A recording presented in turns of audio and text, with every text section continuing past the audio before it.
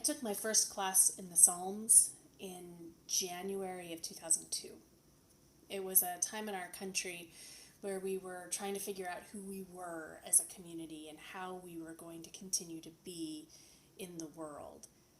Our confirmation students actually asked questions about that time this last week as we shared in our time together, because it seemed to them that their parents' memories of that time was something that felt sort of like what we're going through now.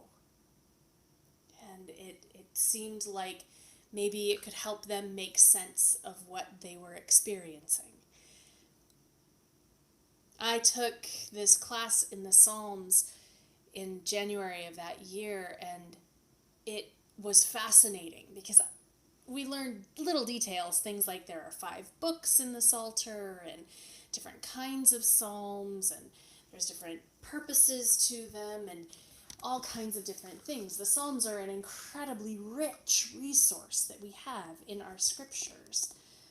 But not only did I learn that, there was a day where Dr. Limburg was teaching us about the Psalms of Lament.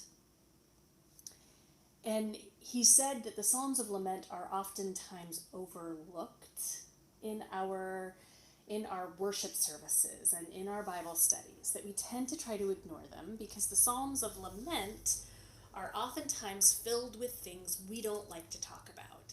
They're filled with anger, and they're filled with frustration, and there's bitterness and lack of trust. All kinds of different things are in those Psalms of Lament. And he said, in that is an enormous gift. Because inside of that is this promise that we're not alone in those parts of us that are not perfect. In our anger and in our frustration and in our bitterness. That God's people have been living with that for literally centuries. And he said, Psalms of Lament never let us stay there. They move. They move and they become psalms of trust. If a psalm of lament doesn't end with a statement of trust, Dr. Limburg pointed out, then look to the next psalm.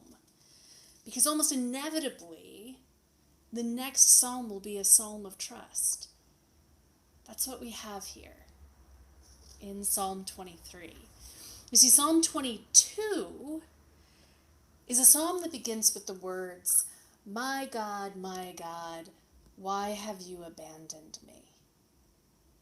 Perhaps something familiar not only to our ears in this moment, but familiar to our ears from Good Friday.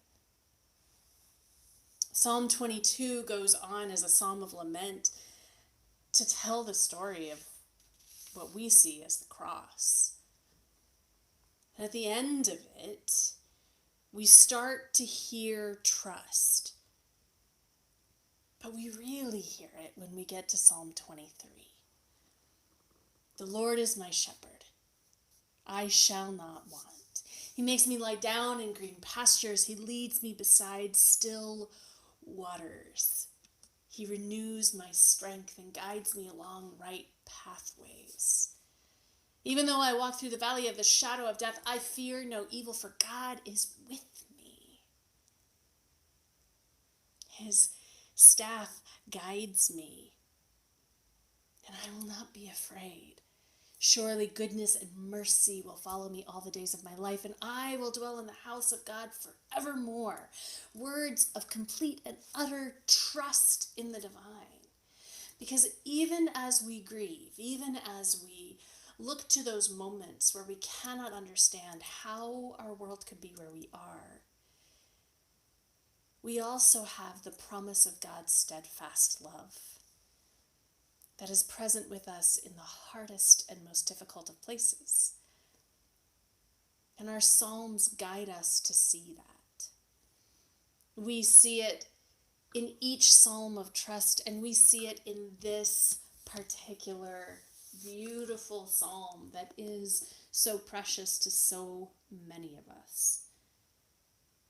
I don't think it's because we want to be considered as sheep. They're not exactly the most brilliant creatures on this planet. Indeed, this psalm resonates with us because of the promise that we hear in it. Promise of a God who shows up and loves us in our hardest moments. The promise of a God who guides us even when things are hard. A promise of a God who knows that we can be in hard places and will still show up with us. A promise of a God who brings us home to be still and comforted and loved and held in safety. A God who blesses us. This is the gift of a psalm of trust. In the Psalter, you can find whatever you need. If you need to lament right now, you can find lament. If you need to rejoice, you will find rejoicing. If you need a promise of safety, the Psalms of trust are there for you. This poetry has lasted centuries. Lead into it. Explore the Psalter this week. Maybe you'll find your new favorite psalm. Maybe you'll just engage with this one even deeper. Either way, may goodness and mercy follow you all the days of your life. May your cup overflow, and may you know the gift of God's hesed, God's steadfast and unfailing love.